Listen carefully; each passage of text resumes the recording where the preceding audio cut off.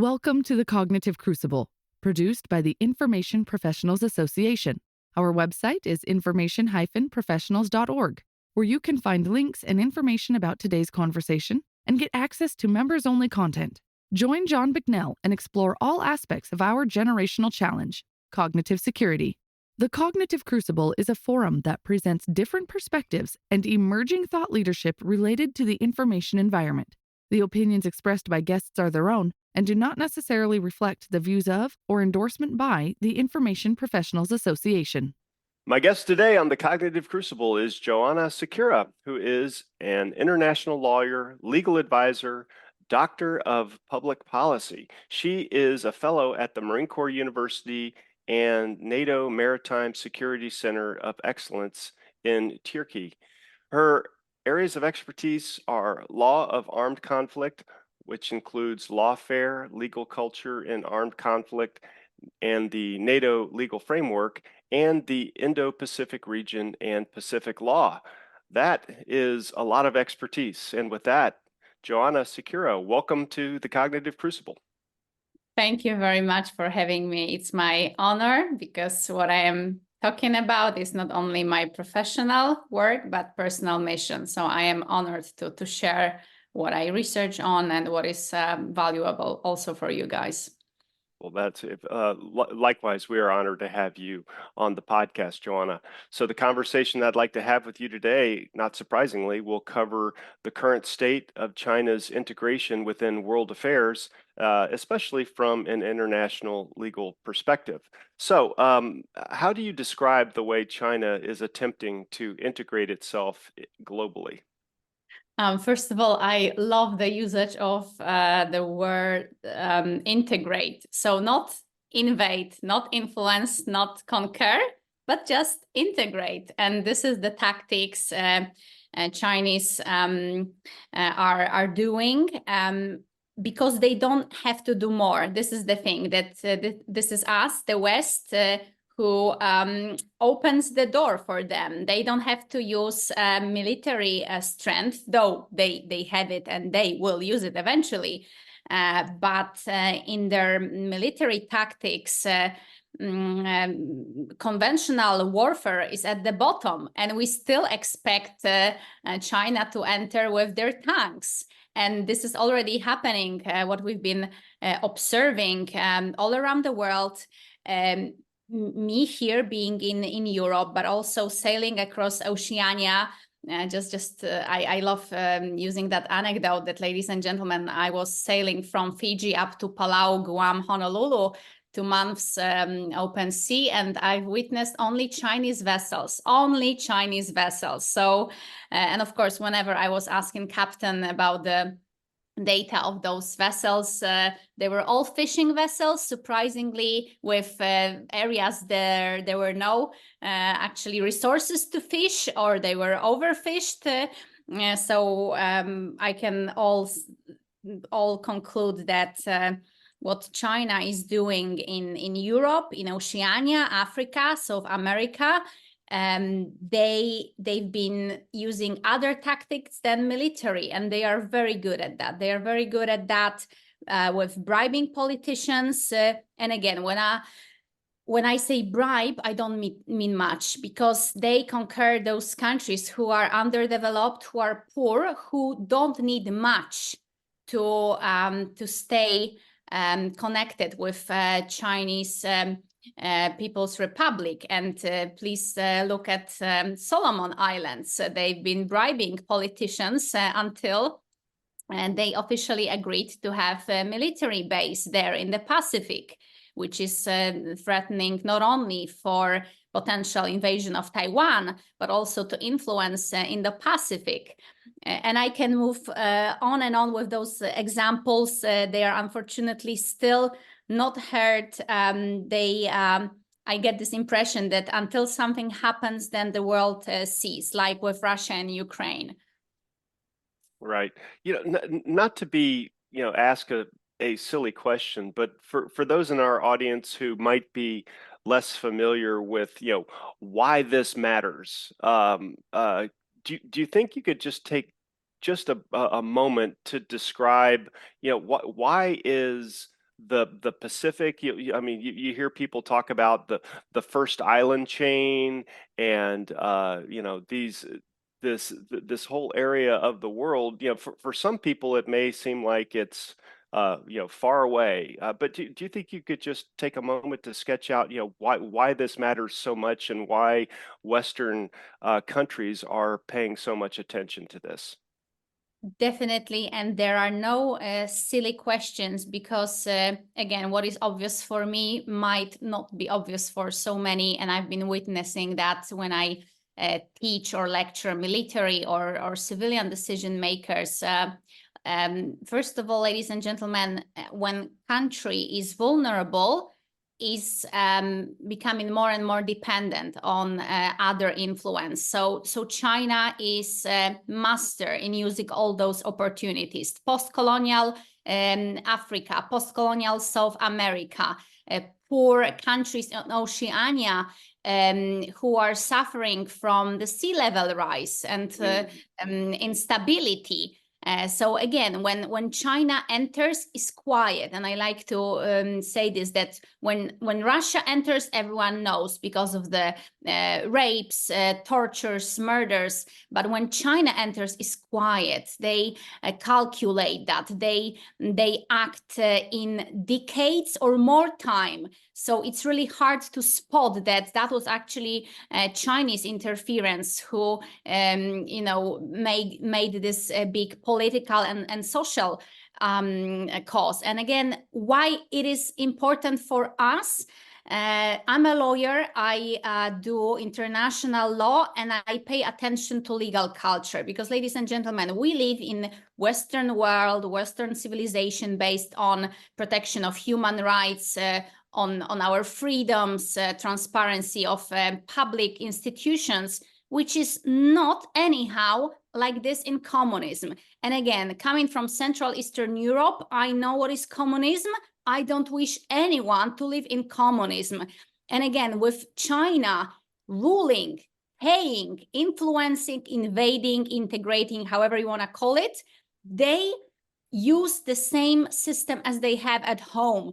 Therefore, someday in the future, those countries who are now fully dependent on them, they will also adopt their legal values of keeping political opponents or minorities in concentration camps, like they do with Uyghurs, Muslim minority, 5 million people over, illegal sterilization, abortion, abduction. They do that at home. So they will be more than happy to use that at those occupied territories. I see.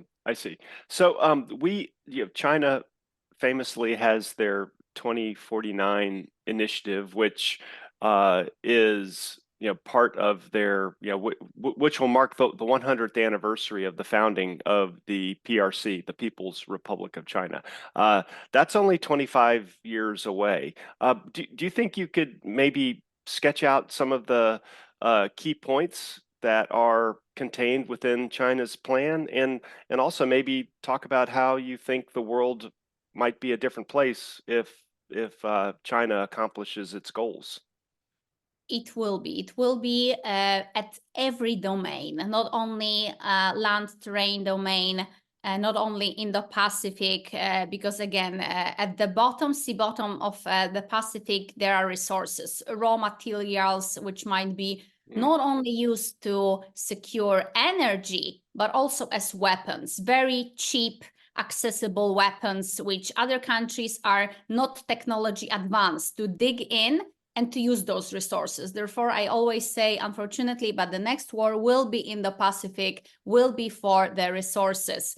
And finally, artificial... I'm sorry, you say resources on the floor of the Pacific Ocean? Exactly, seabed, exactly, yes. So far, nobody is that advanced technologically to dig in and to get and use those resources. Also, according to UNCLOS, so United Nations Convention of the Law of the Sea, it belongs to humankind, to every state, including landlocked countries, so those who do not have access to sea or ocean. But if already China has expressed their disobedience to international law, I can only see in the near future that they will expand their in influence, their market, and use those resources. So then again, it's a big threat. We prefer not to talk about maritime threats because it seems so far from us, but it is not, because again, we live in a global village. Whatever happens there, it will affect us in Europe or you guys in North America. Yeah, and I'll put a couple of links in the show notes while Joanna was just talking there. I looked up seafloor mining, and I was unaware that this was such a emergent technology, but the ocean contains a complex combination of physical, chemical, biological, and geological processes that sometimes result in commercially viable forms of a wide range of minerals. So that's fascinating. But so you say that the C4 is a global commons, though. No per current international law, no one country owns the seafloor, is what you're saying. It is according to the law, but again, international law is not being obeyed by China. South China Sea is just a tiny example. We all know that. We witnessed what they are doing with Filipino Coast Guard and Navy, and still they are justifying their deeds by the law. And here comes my beloved lawfare. They misuse legal warfare. They interpret international law norms for their own benefit against us. And it's devastating that us, the world, Western world, cannot react. I don't understand why both China and Russia, those authoritarian regimes, they use international law exactly via lawfare. They are so certain about that. And again, that might not act on us. We know that they are wrong, but it does act on their allies and like-minded partners. Because, ladies and gentlemen, when we just look at United Nations General Assembly voting, that countries are not anti-China, they are not anti-Russia. They either abstain, hold, or they vote pro those countries because they are connected, far more connected than with us. Here, I mean global south. They feel much more connected, understood perhaps by those totalitarian regimes than us, the West. And yeah, I really see that the world is moving in a really dangerous direction. Also, primarily from international law point of view, that again, I don't want anyone to wake up in a system where we are not given a choice, because many people complain on capitalism, but at least here we have option. In communism, there is absolutely no option because everything must be in alignment with one communist party. Right. Yeah, for sure. And I'd like to call our audience's attention to a couple of previous episodes that we had, which talk about some of these topics as well. I believe you know Joanna Jill Goldenzeal, for example. Yeah, no, she really did a great job of unpacking some of China's activities in the Philippines, and also a gentleman named Daniel Rundy on Chinese soft power as well, which I think relates to a lot of this too. Could you maybe give an example, Joanna, of the kinds of activities where China is hiding behind maybe today's international norms when it suits their purposes, but they are subverting these norms when it suits their purposes. Do you think maybe you could just illuminate Yes, a couple of I examples? think too general, so the audience would understand how big it is, because again, China constantly interfering in internal affairs of other countries, which is forbidden by international law. This is usual. They are everywhere. They are bribing. They are making a big investment in telecommunication and infrastructure. I think this is obvious. But ladies and gentlemen, two things. First, United Nations. Second, artificial intelligence. War in Ukraine showed that China and Russia are good allies, not necessarily loving each other. It's rather pragmatic friendship alliance against the West. On a year after invasion in Ukraine, so last year, March 16th, there were two important, from international law point of view, actions. While we, the West, we were clapping each other arms that, yes, finally we have warrant arrest against Vladimir Putin before the International Criminal Court. And again, that is just a piece of paper that has no legal value because Russia withdrew from International Criminal Court. So I think that was just pathetic. I was really laughing at that document, and imagine that Vladimir Putin was also laughing as well. But with whom? With Xi Jinping, because a day after, Xi Jinping visited him in Moscow, and both those presidents said out loud that from now on, it is Russia and China who will guide and guard international law and provide international law rules.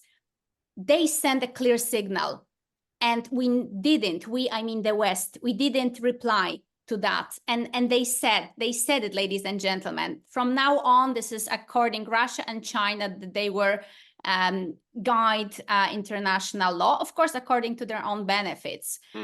So this is frightening. And artificial intelligence, last year, I was in Switzerland, in Zurich, on a conference, AI policy.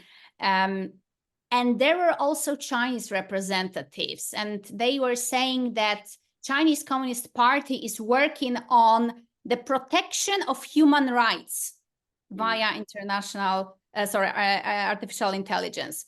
And seriously, I started to tick. I was like, this is not happening. This is unbelievable that they dare to say it at an international agenda here in Zurich, in Europe. So I stood up and said, well, just to remind everyone here in this hall that international law and human rights are understood differently by certain countries. And for most countries in this room, human rights is protection of minorities, not killing, not torturing political prisoners, understanding territorial integrity, not attacking freedom of navigation. And so basically I pinpointed international crimes of China. So how bold Chinese are. They have no shame because they don't feel that anyone can stop them. And this is what frightens me the most, that we don't counter. We don't say, no, this is wrong. Well, maybe this leads to the next question that I wanted to ask you, Joanna, is you really like the expression, culture eats strategy for breakfast. What do you mean by this in the Chinese context, and how should we apply it to this problem? Yes, I do love this expression, China eats strategy for breakfast. I usually add legal culture eats strategy for breakfast. Why? Because again, war in Ukraine, but also other wars in Israel showed how culture is important in armed conflicts. Yet we still stubbornly stick to military conventional warfare. Lawfare, there is their political warfare, economic warfare, there is all there, and Chinese are using that, but we still somehow wait. We waited that after 2014 illegal annexation of Crimea, where Russia invaded. There was no sanctions, basically, no international court, no nothing. And the same here. I think it's very important to understand the enemy, finally to stop using Western lenses, because we are sabotaging our means, our methods, our tools of warfare hoping, expecting the enemy to comply with our rules, our norms. We say, yeah, but we have international law, we have in Security Council, yeah, exactly, Big Five, including Russia and China. So we must understand the enemy, his tactics, methods, and finally, system of beliefs. This is what legal culture is all about. That in our culture, Western culture, we protect individualism. We will do everything. We will sacrifice means, methods, finances to rescue even one person, because one person and their life is matter for us, does matter. But in China, in terrorist regimes, no, this is the benefit for the community. They have no problem with sacrificing people, large amount of people, like in Ukraine. Just watch that to Ukraine, there are more and more people, soldiers being sent. And again, they have no problem with that because this is in alignment with their culture. Yeah, this is all fantastic, Joanna. I don't want to skip ahead too much into Ukraine, but I think, I mean, this just crossed my mind as you were talking. I've heard other experts assert that the war in Ukraine and stopping Vladimir Putin is so important, not only for the sake of Ukraine and European concerns, but since we're talking about China and the Pacific at the moment, but not only for European concerns, but also global concerns, like, for example, deterring China and Taiwanese aggression. What is your outlook on that kind of a notion? 100% concur, definitely. I love this Chinese military command quotation, comparing those two areas of operations. So they said, Russia is China, Ukraine is Taiwan, Poland, so my country, is Japan, and Romania is the Philippines.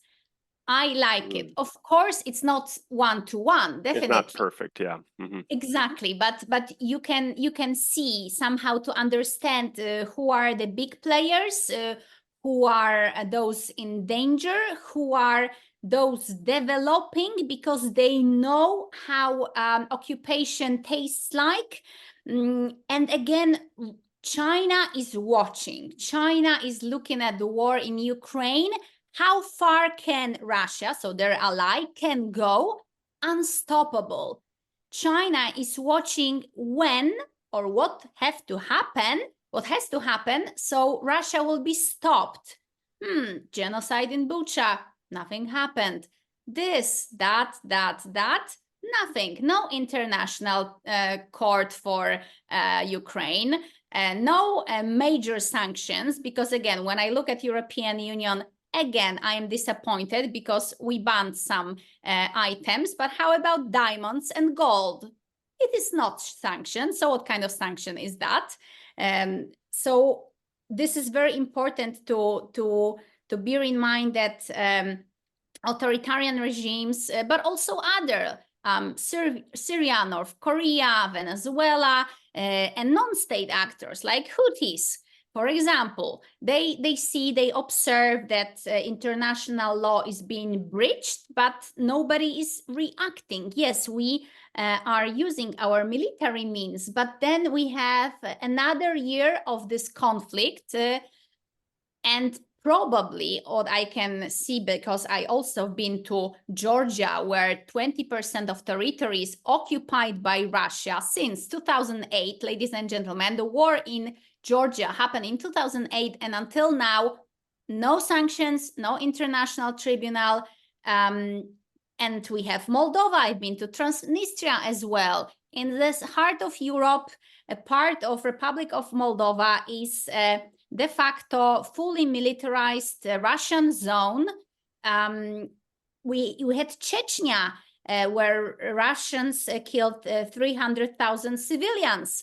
So if that was not the reason to call it the war, if that was not the reason to call it the war crimes, then Russia is pretty safe with their activities, unfortunately.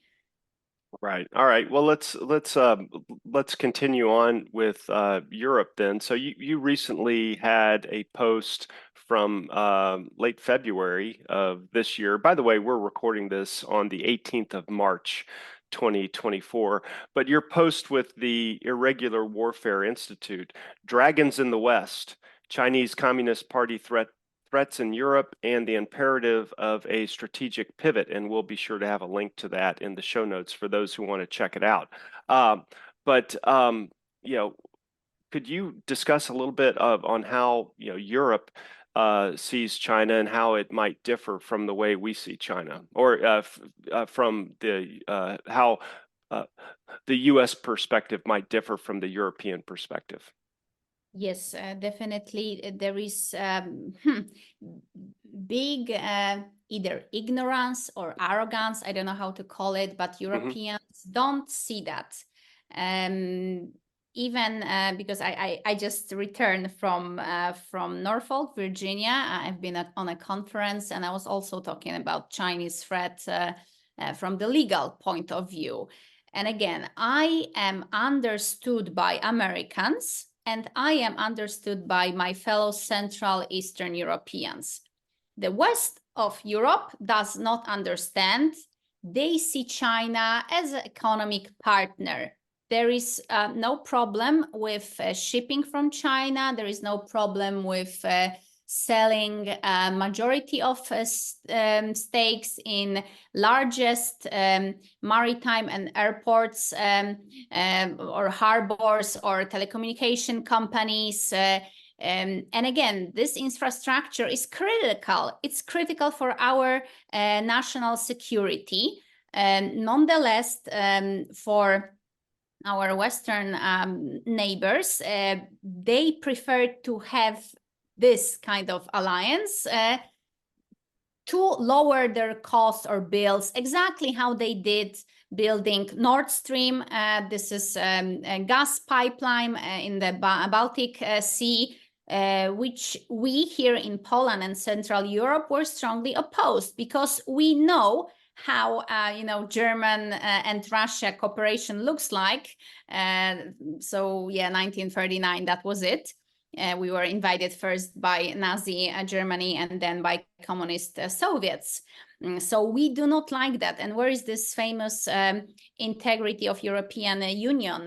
No, we have so many different interests and therefore different understanding of threats, both coming from Russia and from China. So if you ask me in general how Europe sees China, this is economic partner. Unfortunately, but Europeans don't see Chinese Communist Party as a threat, as a civilizational threat. How you guys see it?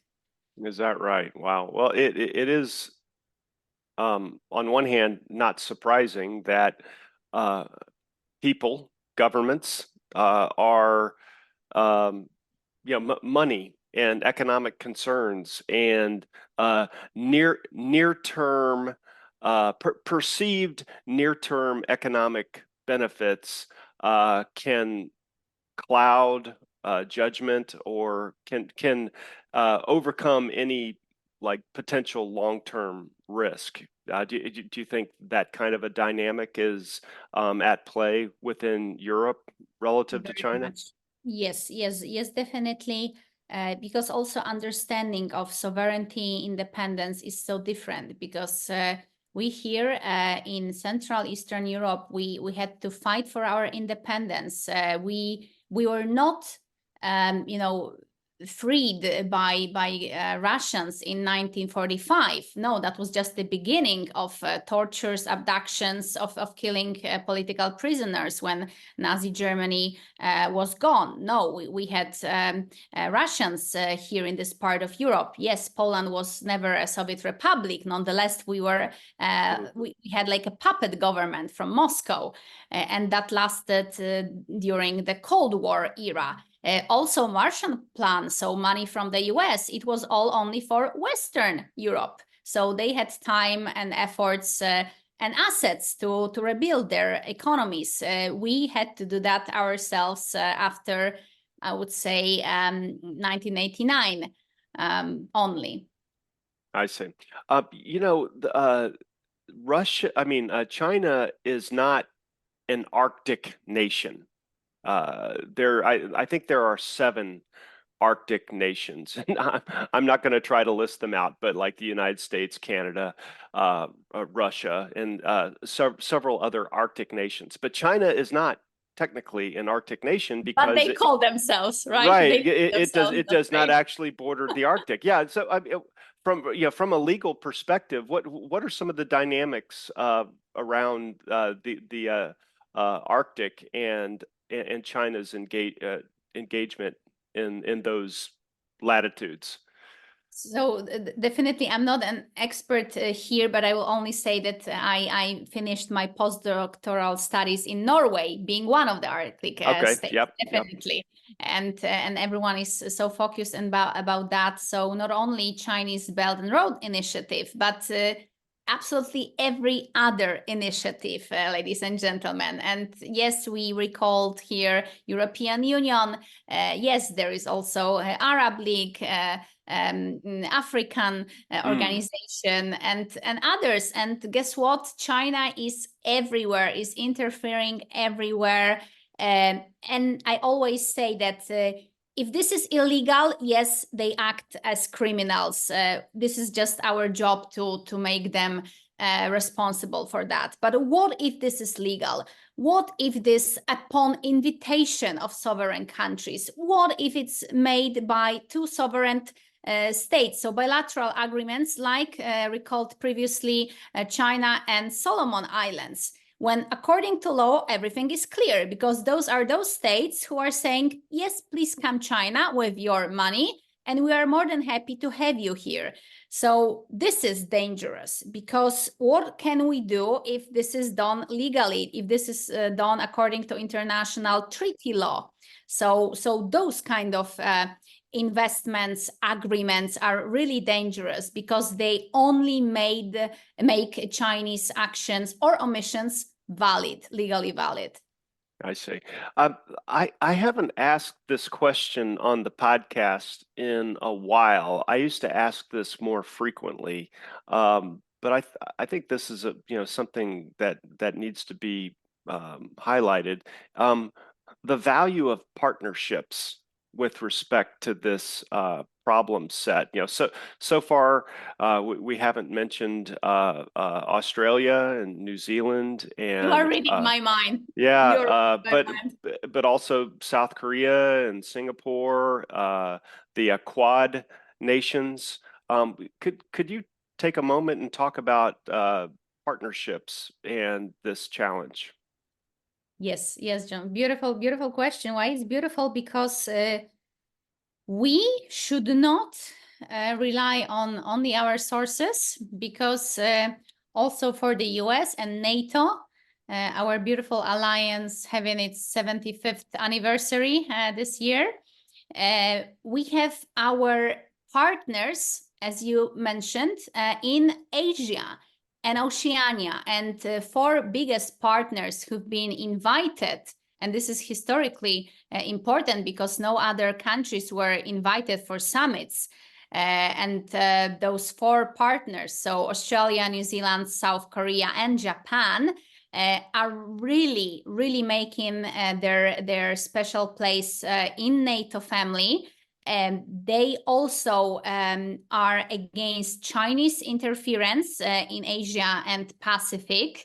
They share our values, Western values, which is understandable for both Australia and New Zealand. But how about South Korea and Japan? Again, they represent Eastern culture, so where there is this cult of community, of family, tribe, nation, but not necessarily individual people. But they share our values of democracy, of transparency, of the rule of law, of freedoms. So they see a big threat. They witnessed the Chinese, not only threat, but also this use of power, use of threat, military, but also economically, politically, and legally. And they are happy to help us. And here we come back to my beloved legal culture in armed conflict, because they understand China better than we do, than we would ever do. Yeah. So also, and here is one disclaimer that yeah, I was 2 weeks ago in Paris promoting my book, and some of the audience asked me, so is this book anti-China? Well, no, because I am not anti-China. What I am anti is communism, one party, one communist Chinese party. And I will speak openly about that. And that person, he was from India. And here we have another big player. India is now called by many American experts as a balancer. But again, ladies and gentlemen, only last year, India has outgrown number of population with China for the first time in history. Indian population are highly educated. They are skilled. They are hardworking. Their passport here is more acceptable, far more than China. So again, we might have some, objections with Indian government or the human rights in India. But if we not hug India, China will, despite of their territorial disputes. The same with Turkey. I heard many Western officers saying that why we have Turkey in NATO, like they are different culture. And my reply is always the same.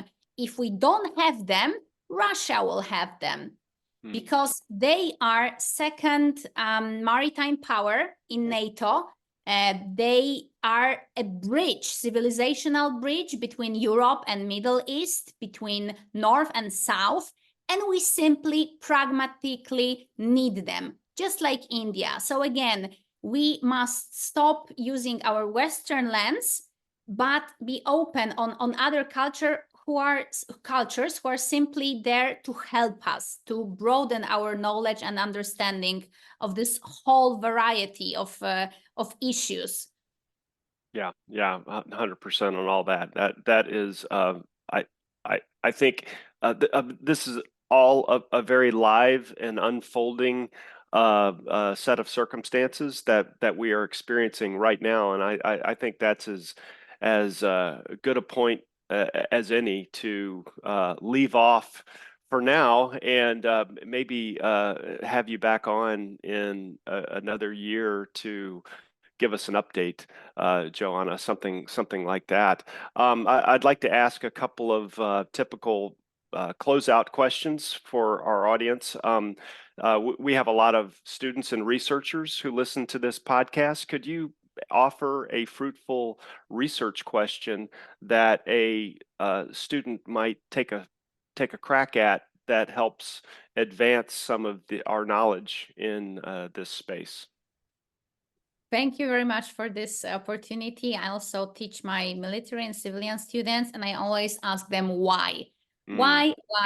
Please use this question when you conduct your research, because answering this question will open you the whole variety spectrum of the problem. Because why states or non-state actors are doing what they are doing, or why they are not doing, why they are omitting some actions, who is benefiting from those actions, why, who is paying, who is getting paid because of those actions. So again, stay pragmatic in order to understand the core of the problem. Don't try to analyze from our own Western perspective, because you will miss the point. You will definitely miss the point.